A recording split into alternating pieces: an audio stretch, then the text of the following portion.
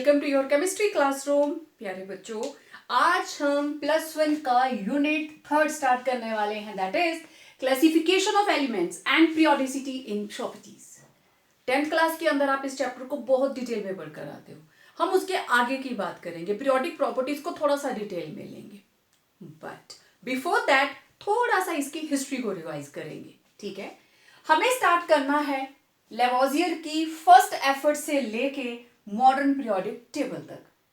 किन किन साइंटिस्ट ने हेल्प करी, किन किन साइंटिस्ट का कंट्रीब्यूशन है in the development of modern periodic table.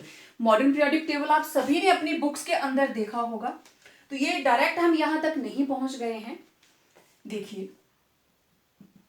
Till 1800 century तक, मतलब अगर हम 18th सेंचुरी की बात करें, 1700 से लेके 1800 तक, there were only 30 known elements. सिर्फ 30 एलिमेंट थे जिसके बारे में हम जानते थे। हमारे बहुत सारे वेदों के अंदर मेटलर्जी प्रोसेसेस, मेटल्स क्या होती हैं, नॉन मेटल्स क्या होती है, बेल मेटल की कॉम्पोजिशन, आप लोग नेट पे सर्च करना, आपको संस्कृत के श्लोकास मिलेंगे। संस्कृत के श्लोक लिखे हुए हैं इलेक्ट्रिकल कंडक्टिविटी के लिए, production of electricity, even cell के लिए जो हम लोग यूज करते हैं, गैल्वेनिक सेल, वोल्टिक सेल, ये तो बहुत बाद में आए। हमारे जो ऋषि मुनि थे उन्होंने पहले से ही वेदों के अंदर ये सारी चीजें मेंशन की हुई हैं, और वहीं से जो इंटरेस्ट रखते हैं हिस्ट्री का और क्यूरियोसिटी रहती है कुछ ना कुछ पढ़ने की, तो वहां से हिंट लेकर ही ये डिस्कवरीज अब दोबारा से हो रही हैं।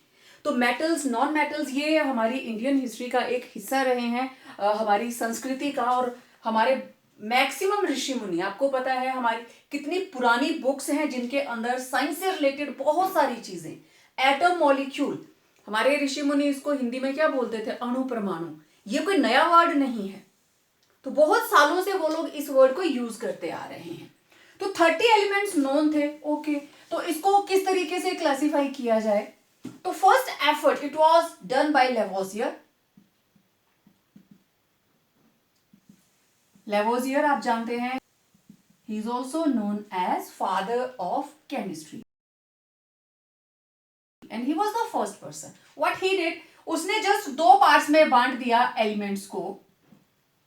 जो भी डिस्कवरी आती थी, या तो वो उनको रखता था मेटल्स में, या वो उनको रख देता था नॉन मेटल्स में। बड़े सालों तक ऐसे ही चलता रहा। ओके, नया एलिमेंट आया, कैसा है भाई, इसकी प्रॉपर्टी किसके साथ मैच करती है, मेटल से, उसको उधर भेज दो।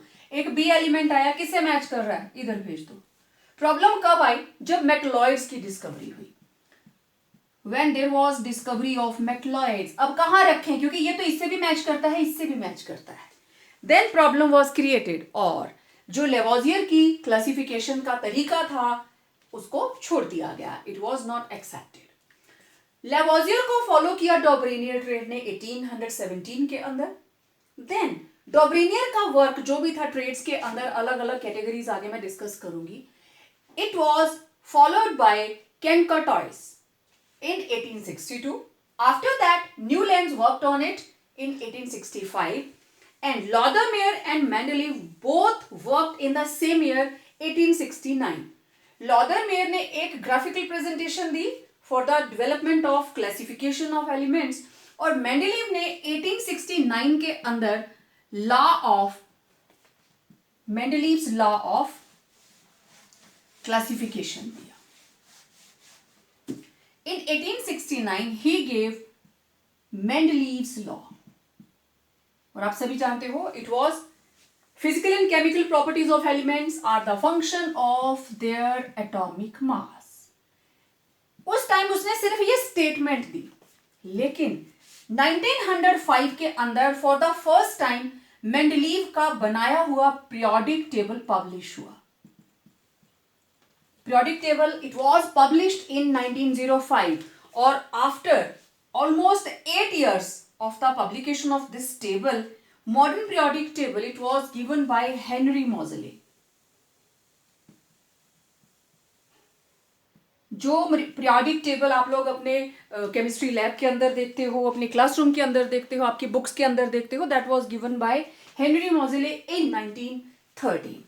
और ये long form of periodic table हम अभी तक फॉलो कर रहे हैं। एंड टिल नाउ कितने साल हो गए हैं, ऑलमोस्ट 100 ईयर्स हम लोग क्रॉस कर चुके हैं, मोर देन 100। तो दिस मॉडर्न पीरियोडिक टेबल, जिसको हम long form of periodic table बोलते हैं, it has been accepted by International Union of Pure and Applied Chemistry till now, जब तक आप में से कोई इसको मॉडिफाई नहीं करता। तो ये थी एक outline regarding history of development of periodic table. अब इनको वन बाय वन हम डिस्कस करेंगे। Now let's start with the history one by one.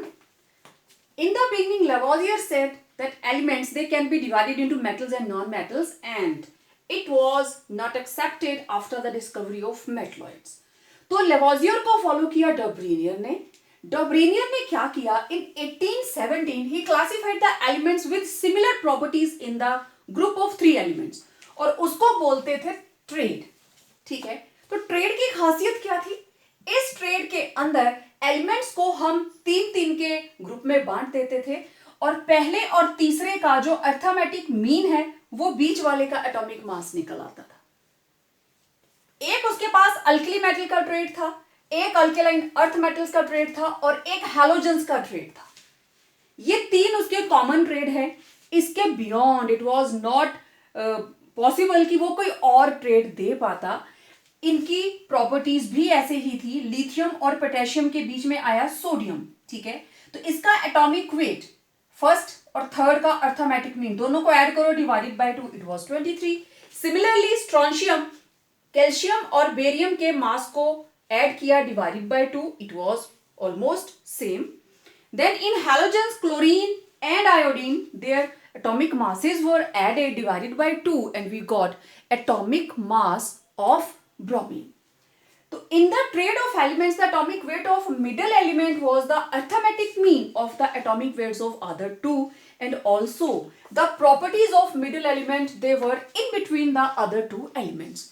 तो ये बहुत ही सिंपल सा तरीका था इन चीजों को अरेंज करने का। तो क्योंकि ये भी कुछ एक एलिमेंट्स को ही अरेंज कर पाया था, इसलिए इसका जो तरीका था, क्लासिफिकेशन था, that was also not accepted. In the series of development of periodic table at the number 3, it is Chancourtois. Okay, तो Chancourtois in 1862, right, 1862, after 1817, after the work of Dobriner, Kenkotois arranged the known elements in order of increasing atomic weight and made a cylindrical table. Cylindrical table means like this. उसने एक cylindrical table बना दिया, और जितनी भी periodic recurrence थी properties के अंदर कि ये क्यों होता है, he tried his level best to explain that. ऐसे cylindrical table बना दिया। तो उसकी observation क्या थी? He observed that elements with similar properties fell in the vertical line from the center of spiral. जो भी इस cylindrical table का center है vertical, वो सारे के सारे elements इसमें आते हैं। They fell in a vertical line from the center of spiral.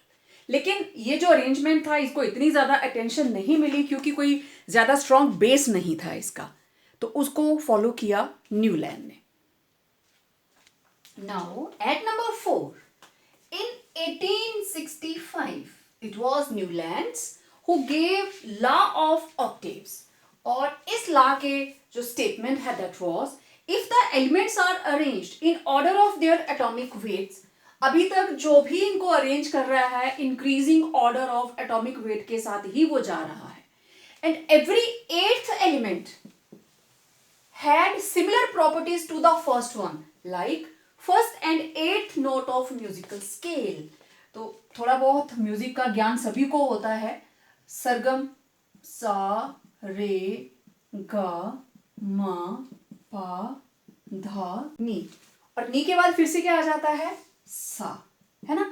सारे गा मा पा धा नी सा, सारे गा मा पा धा नी सा, एवरी टाइम हर फर्स्ट और 8th सेम। अब ऐसा नहीं है कि सिर्फ लिथियम और सोडियम ही, आप यहां से सा स्टार्ट करो। This will be sa, re, ga, ma, pa, dha. Then it will be ni, again sa. Sa के नीचे sa. मतलब अगर आप सरगम के हिसाब से नहीं जाते हैं, अब मैं इसको फर्स्ट और एट्थ लिख के दिखा देती हूं आपको। ठीक है, ये तो हो गया।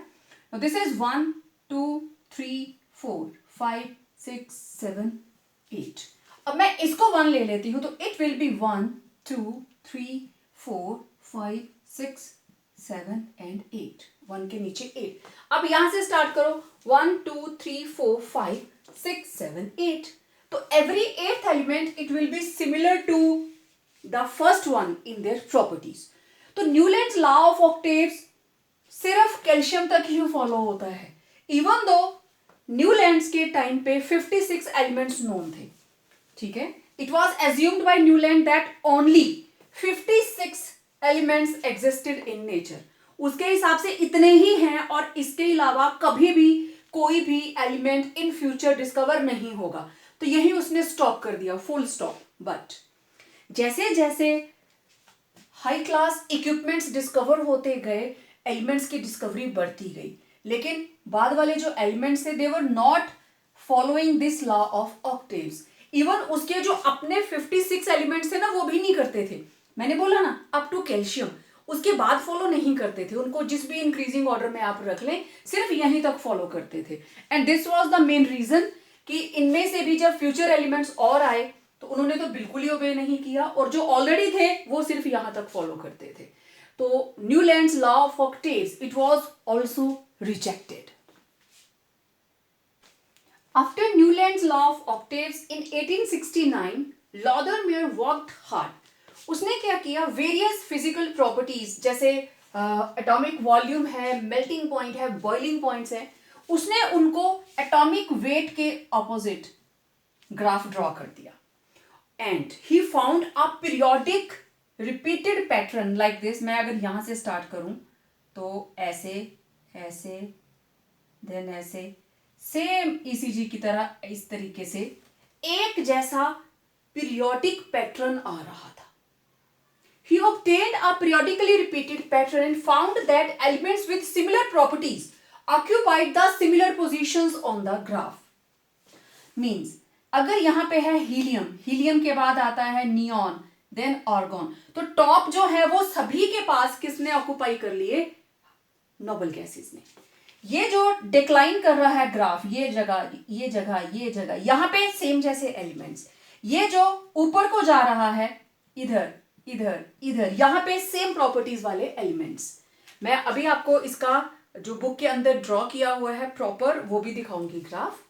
तो इसके बेस के ऊपर ये जो ग्राफ पीरियोडिक रिपीटेड पैटर्न वाला हमारे पास आया, उसने प्रपोज किया, ही प्रपोज्ड, जो जनरलाइजेशन दी that was the physical properties of elements are periodic function of their atomic weights.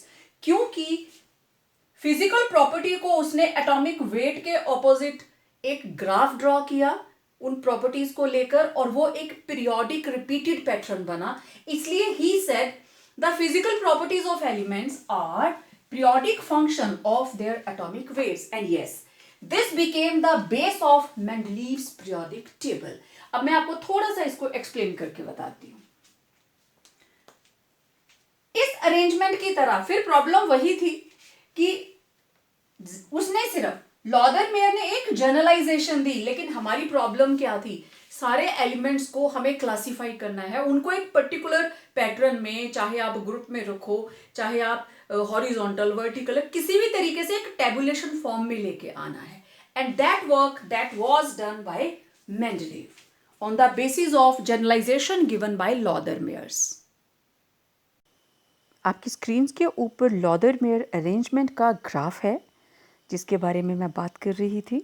तो वाई एक्सिस के ऊपर है कोई भी physical property like atomic volume, boiling point और मेल्टिंग पॉइंट। दूसरी साइड एक्स एक्सिस के ऊपर हमें लेना है एटॉमिक मास। तो आप देखिए जो ग्राफ बन रहा है सबकी शक्ल एक जैसी है। तो जितने भी हमारे पास नोबल गैसेस हैं वो सारी की सारी पीक के ऊपर प्रेजेंट है, राइट। जितनी भी अल्कली मेटल्स हैं, अल्कली मेटल्स बिल्कुल डिक्लाइनिंग में। आप फर्स्ट में देखिए, ये देखो लिथियम, बेरिलियम, ठीक है। लिथियम के ऑपोजिट बिल्कुल ये रहा इधर सोडियम, और यहाँ देखो बेरिलियम के बिल्कुल सामने क्या है, मैग्नीशियम। इसी तरीके से हैलोजेंस, हैलोजेंस का देखो, ये रही फ्लोरीन, फ्लोरीन के बाद नेक्स्ट क्लोरीन, तो इसी तरीके से क्लोरीन के बाद ब्रोमीन, तो ये बिल्कुल सेम पोजीशंस को ऑक्यूपाई कर रही है। फ्लोरीन देखो असेंडिंग में, ग्राफ ऊपर जा रहा है तो फ्लोरीन यहाँ पे है, ग्राफ ऊपर जा रहा है तो क्लोरीन यहाँ पे है, ग्राफ ऊपर जा रहा है तो ब्रोमीन यहाँ पे है, सेम जैसी पोजीशन। ठीक है, नोबल गैसेस देखिए, ये रहा हीलियम पीक के ऊपर, ये रहा हमारे पास नियॉन अगेन पीक के ऊपर, देन और ऑर्गन, ऑर्गन के बाद क्रिप्टॉन। ठीक है, ये रहा हमारे पास लिथियम, सोडियम, ऊपर आएगा पोटेशियम, ये रहा रुबीडियम।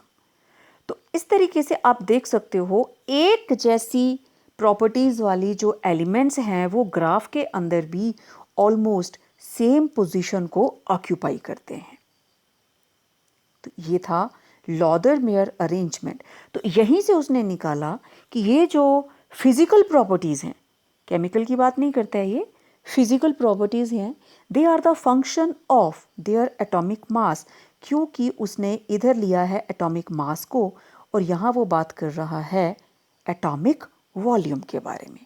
तो इस तरीके से लॉदरमेयर ने भी एक जनरलाइजेशन दे दी that all the physical properties of elements are periodic function of their atomic mass, और इसी को मॉडिफाई किया था आगे मेंडलीव ने फिजिकल के साथ केमिकल प्रॉपर्टी को लगाकर।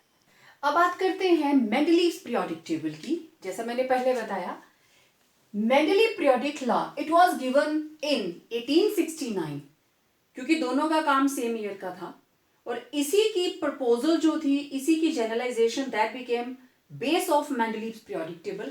दोनों की स्टेटमेंट में फर्क इतना था, लॉदरमेयर बात करता था सिर्फ फिजिकल प्रॉपर्टी की, लेकिन मेंडलीव ने कहा no, physical and chemical properties, क्योंकि मेंडलीव ने काफी काम किया था, जो भी एलिमेंट डिस्कवर्ड थे उनकी फिजिकल प्रॉपर्टीज भी और केमिकल प्रॉपर्टीज के ऊपर भी। They are periodic function of their atomic weight. Okay, इस चीज को बेस बनाकर उसने एलिमेंट्स को टेबुलेट कर दिया, और उसके टेबल के क्या कैरेक्टर्स थे वन बाय वन हम डिस्कस करेंगे। उसने एलिमेंट्स को उनके increasing order of atomic weight में अरेंज कर दिया। Okay, at the time of classification by Mendeleev there were 63 elements known, और नोबल गैसेस की डिस्कवरी उस टाइम तक नहीं हुई थी। उसने 63 एलिमेंट्स को अरेंज किया, और उसका टेबल की जो खास बात है, हमारे पास 8 वर्टिकल कॉलम्स हैं जिनको हम ग्रुप बोलते हैं, और हॉरिजॉन्टल को आपको पता है हम रो बोलते हैं। तो ग्रुप थे इसके पास 8, रोमन में उसने लिखे हैं 1 to 8, और 7 हॉरिजॉन्टल रोज हैं जिनको हमने पीरियड्स बोल दिया। 1 to 7 जितने भी ग्रुप हैं they are subdivided into A and B, subgroup हैं।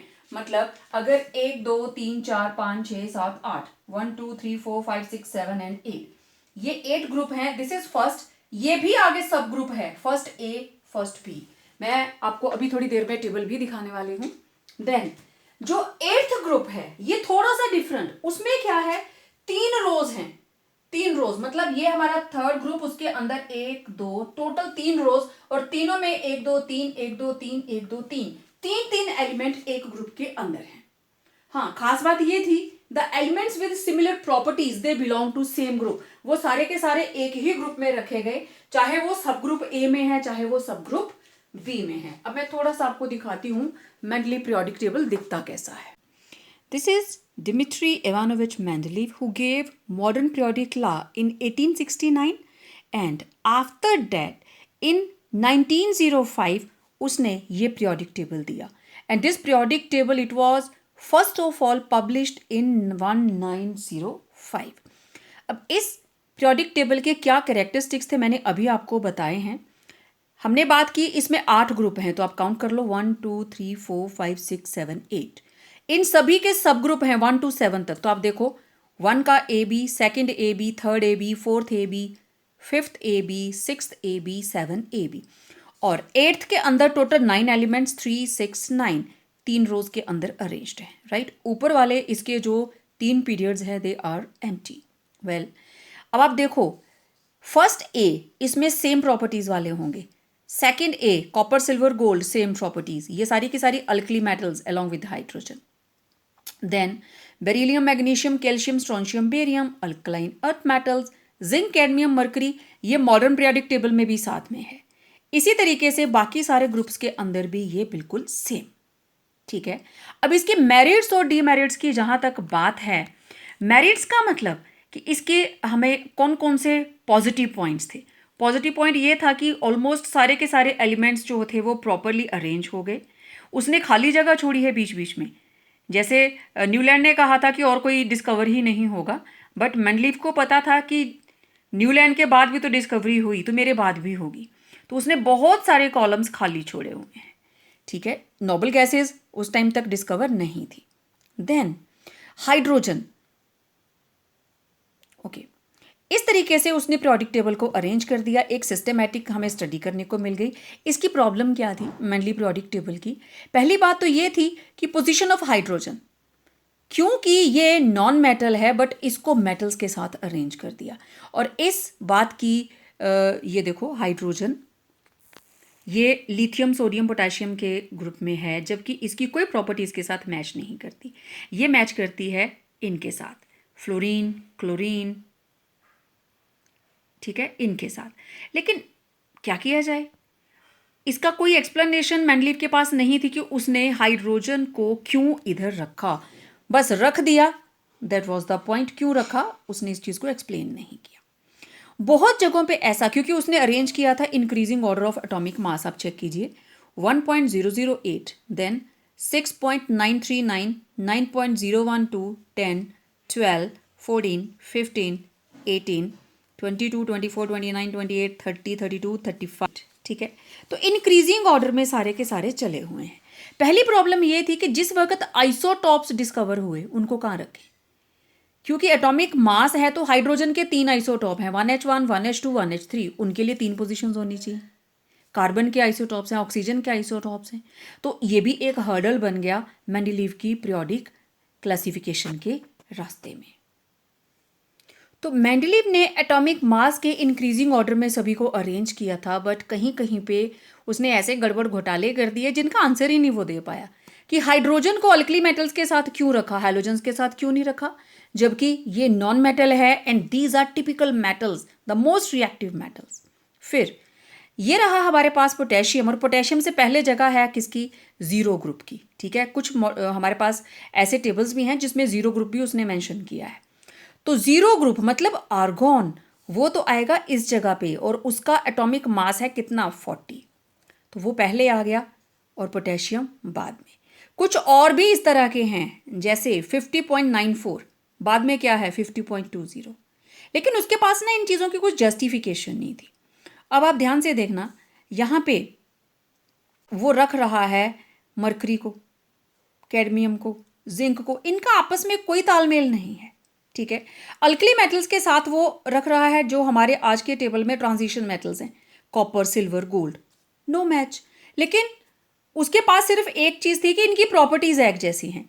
अब ये भी मेटल हैं, ये भी मेटल हैं, तो ये अल्कली मेटल्स हैं, ये ट्रांजिशन मेटल्स हैं, ये तो हम जानते हैं, लेकिन उसका सिर्फ ये था तीनों की प्रॉपर्टीज एक जैसी हैं, तो इसको मैंने फर्स्ट बी में रख दिया। तो ग्रुप तो देखो 1 ही गिना जाएगा।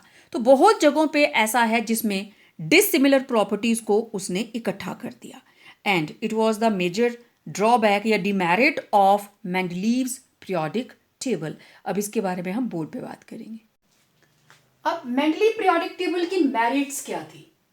मेरिट्स ये थी कि सिमिलर प्रॉपर्टीज वाले एलिमेंट्स को इकट्ठा रखा गया, so it simplified the study of elements. Mendeleev के पीरियोडिक टेबल में आपने देखा हर ग्रुप के अंदर आपको कुछ खाली गैप नजर आए, बेसिकली शुरू के में, है ना। तो उन गैप्स को उसने छोड़ा था, एंड ही बोल्डली प्रेडिक्टेड, और उसने बिल्कुल सही स्टेटमेंट दी थी in clear words. He boldly predicted the existence of some elements that had not been discovered at that time. The properties of elements discovered later had properties similar to properties of elements predicted by Mendeleev.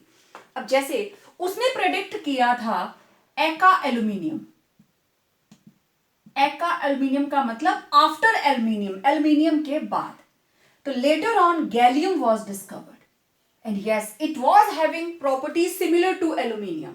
उसने यही कहा था ना कि जो gap मैंने छोड़ा है वहां वही एलिमेंट डिस्कवर भी होगा और उसकी प्रॉपर्टीज भी मैच करेंगी। उसी तरीके से देयर वाज एका सिलिकॉन, मतलब after silicon, and that was what, germanium. उसने पहले से ही प्रिडिक्ट करके रखा हुआ था कि सूनर और लेटर ये दो एलिमेंट्स डिस्कवर होंगे ही होंगे, और ऐसे जितने भी गैप हैं they all can be filled by this prediction. Then he helped in correcting the atomic masses of certain elements based on their position in periodic table. और बेरिलियम, इंडियम, गोल्ड और platinum, इन चारों के atomic mass they were corrected while they were being placed in periodic table by Mendeleev. तो ये थे merits of Mendeleev periodic table. अब देखते हैं वो कौन से रीजंस थे, वो कौन सी डिमेरिट्स थी जिसने मेंडली पीरियोडिक टेबल को एक्सेप्ट नहीं होने दिया। अब देखते हैं वो कौन कौन से फॉल्स थे, डिमेरिट्स थी मेंडली पीरियोडिक टेबल में, जिसकी वजह से ये आगे एक्सेप्ट नहीं हुआ। आफ्टर 1905 मॉडर्न पीरियोडिक टेबल ने इसको रिप्लेस कर दिया। सबसे पहली बात, पोजीशन ऑफ हाइड्रोजन, मैंने पहले भी आपको बताया, it was not correctly defined. इसको लिथियम, सोडियम, पोटेशियम के साथ क्यों रखा? मेंडलीव के पास इसका कोई आंसर नहीं था, कोई जस्टिफिकेशन नहीं थी। अच्छा, कुछ एक एलिमेंट्स ऐसे थे कि हम इंक्रीजिंग एटॉमिक मास के हिसाब से चल रहे हैं, आर्गॉन को पहले रख दिया और पोटेशियम को बाद में। Argon it is having atomic mass 40 and potassium is 39, no justification. Then in Mendeleev periodic table isotopes should be placed in different groups on the basis of their atomic weight, लेकिन isotopes को separate group नहीं मिले। मैंने आपको बोला था hydrogen के पास 3 थे, 1H1, 1H2, 1H3। कार्बन के पास थे C12, 13, 14। ऑक्सीजन के थे, मतलब कार्बन को भी 3 पोजीशंस मिलनी चाहिए थी, हाइड्रोजन को भी 3 पोजीशंस मिलनी चाहिए थी, कार्बन को, ऑक्सीजन को, और भी बहुत से एलिमेंट्स हैं जिनके आइसोटॉप्स एग्जिस्ट करते हैं। तो ये भी एक बहुत बड़ी डिमेरिट थी। ओके, फिर क्या हुआ, कुछ एलिमेंट ऐसे थे जिनकी प्रॉपर्टीज सेम थी लेकिन उनको अलग अलग ग्रुप में रख दिया गया, जैसे copper and mercury. Let me show you. ये रहा कॉपर फर्स्ट बी के अंदर, ये रहा मर्करी सेकंड बी के अंदर। देखिए इनकी प्रॉपर्टीज एक जैसी हैं लेकिन इनको अलग अलग ग्रुप में रख दिया गया। इतना ही नहीं, अब कुछ ऐसे पेयर्स भी हैं जिनकी प्रॉपर्टीज मैच नहीं करती, डिसिमिलर है लेकिन सेम ग्रुप में डाल दिए। ये देखो first A, lithium, sodium, potassium, rubidium, caesium, alkali metals, और इनके साथ किसको रखा, copper, silver, gold, coinage metals को, जिनकी प्रॉपर्टीज इनके साथ किसी भी तरह से मैच ही नहीं करती। और यहां देखो लेंथेनम, हॉफनियम, लेंथेनॉइड्स को भी इन्हीं के अंदर इकट्ठा रख दिया है, अलग अलग अरेंजमेंट इनके पास नहीं है। और यहां पे 3-3 का पेयर कर दिया, इसकी कोई जस्टिफिकेशन नहीं थी कि ऐसा क्यों किया गया है। तो ये थी डिमेरिट्स। अब जैसे मैंने आपको अभी दिखाया, कुछ एलिमेंट्स ऐसे थे जिनकी प्रॉपर्टीज डिफरेंट है लेकिन उनको एक ग्रुप में रख दिया, लिथियम, सोडियम, पोटेशियम के साथ कॉपर, सिल्वर, गोल्ड को रख दिया। और पीरियोडिसिटी क्यों होती है, क्यों हमने लिथियम के नीचे सोडियम रखा, सोडियम के नीचे पोटेशियम रखा, कॉपर के नीचे सिल्वर, सिल्वर के नीचे गोल्ड। ये लोग ऐसे अरेंज है ना, वहां पे लिथियम, सोडियम, पोटेशियम और इधर कॉपर, सिल्वर, गोल्ड। इनको ऐसे एक दूसरे के नीचे ही क्यों रखा एक ग्रुप के अंदर? What is the cause of periodicity? Mendeleev को इसके बारे में कोई जानकारी नहीं थी। He was not able to justify why he placed these in a same group. Then मैंने आपको बताया लेंथेनॉइड्स एंड एक्टेनॉइड्स, इनको प्रॉपर प्लेस नहीं मिली है, जहां दिल किया एक सब ग्रुप बनाया और उसके अंदर इनको रख दिया। तो ये थी वो डिमेरिट्स जिसकी वजह से Mendeleev's periodic table after a span of 8 years it was replaced by modern periodic table by Henry Moseley, और उसको हम बोलते हैं long form of periodic table. After a span of almost 8 years, Henry Moseley, an English physicist, he gave modern periodic law. क्योंकि Mendeleev ने काम किया था एटॉमिक मास के ऊपर, and with the passage of time there was discovery of electron, proton and neutron. तो Moseley ने बहुत सारे एक्सपेरिमेंट्स किए एंड ही फाउंड दैट कि अगर हम ये देखें कि केमिकल रिएक्टिविटी किसकी वजह से है, तो that was exchange of electron. Metal electron दे रहे हैं, नॉन मेटल इलेक्ट्रॉन एक्सेप्ट कर रहे हैं, there is exchange of electron. तो electron that was related with atomic number, क्योंकि जो हमारे पास न्यूट्रल एटम है उसके अंदर जितने प्रोटॉन्स उतने ही इलेक्ट्रॉन्स, तो number of protons it was equal to atomic number, and proton they are equal to number of electrons in a neutral atom, in a neutral element। तो क्योंकि प्रोटॉन तो nucleus के अंदर है, तो एक्सचेंज किसका होता है, इलेक्ट्रॉन का। तो उसने क्या किया, कॉन्फ़िगरेशन के ऊपर बेस्ड बहुत सारे एक्सपेरिमेंट्स कि क्या ऐसा है जिनकी कॉन्फ़िगरेशन सेम है वो एक जैसी प्रॉपर्टीज दे रहे हैं। Yes, that was the reason he was fully able to explain cause of periodicity. आप आने वाले वीडियोस के अंदर उसको डिटेल में पढ़ने वाले हो। ये table, modern periodic table, it was able to define periodicity. ठीक है। दूसरा, आइसोटॉप्स, उनकी कोई प्रॉब्लम नहीं आई क्योंकि एटॉमिक नंबर बेस्ड था, मास नहीं, because it was based upon atomic number. तो आइसोटॉप्स की कोई प्रॉब्लम नहीं आई। Then lengthenoids and actinoids, they were given proper place, जबकि वो इसकी सबसे बड़ी डिमेरिट मानी जाती है कि इसकी जो मेन बॉडी है उसके अंदर उसको इंक्लूड ही नहीं किया गया। ठीक है, तो इनको अलग अलग जगह मिल गई। तो जितनी प्रॉब्लम्स मेंडलीव के पीरियोडिक टेबल में थी वो सारी की सारी मॉडर्न पीरियोडिक टेबल ने दूर कर दी। And till now in 2021 we are still using modern periodic table given by Henry Moseley, known as long form of periodic table। periodic table के बारे में डिटेल्स हम अपकमिंग वीडियोस के अंदर पिक करेंगे, लेकिन उससे पहले क्योंकि ये हम हिस्ट्री की बात कर रहे हैं, डेवलपमेंट ऑफ पीरियोडिक टेबल की बात कर रहे हैं, तो मॉडर्न पीरियोडिक टेबल से रिलेटेड कुछ एक इंटरेस्टिंग फैक्ट्स हैं वो मैं आप लोगों के साथ जरूर शेयर करूंगी। इसके अंदर मॉडर्न पीरियोडिक टेबल के अंदर total groups they were 18 and total periods they were 7। ठीक है, और सारे के सारे जो भी कॉम्बिनेशन थे, जैसे first group alkali metal, second group alkaline earth metals, ये सारे हमारे नेक्स्ट वीडियोस में आने वाला है, मैं ज्यादा बात नहीं करूंगी। लेंथेन और एक्टिनॉइड्स को अलग से प्लेस दी गई है। तो ये थे हमारे पास history of modern periodic table. तो प्यारे बच्चों, आपकी स्क्रीन के ऊपर आप देख पा रहे हो पीरियोडिक टेबल ऑफ एलिमेंट्स। ये है मॉडर्न पीरियोडिक टेबल, जिसे long form of periodic table भी कहा जाता है। सो आपने देखा कि मॉडर्न पीरियोडिक टेबल बहुत ही बारीकी से बनाया गया है।